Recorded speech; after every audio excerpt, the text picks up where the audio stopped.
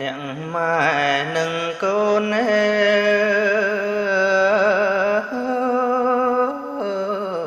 សែនស្ដាយពុក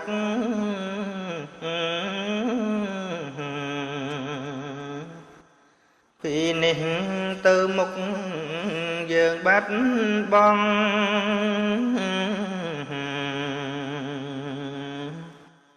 បាត់ទាំងអវាទចិត្តភរផង់បាត់គ្រូចំបងក្នុងជីវិត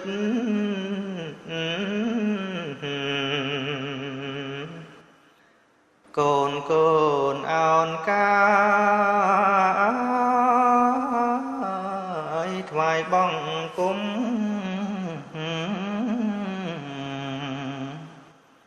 សពពុកហើយយំដោយភ្លេចគិតភ្លេចថានេះហើយជារឿងពិតតែមានជីវិតណែកិច្ចមិនបានបើកូនធ្វើខុស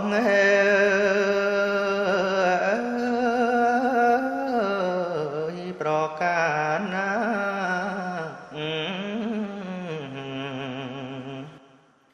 សូមលោកមេត្តា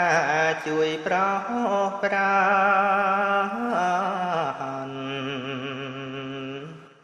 ប្រណីអត់ទោសឲ្យកូនបានក្តីសុខ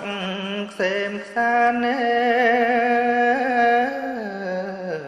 ដូចប្រាថ្នា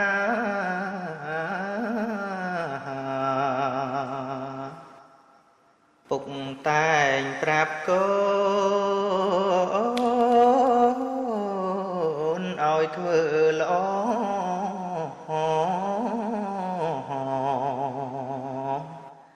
ជាកិច្ច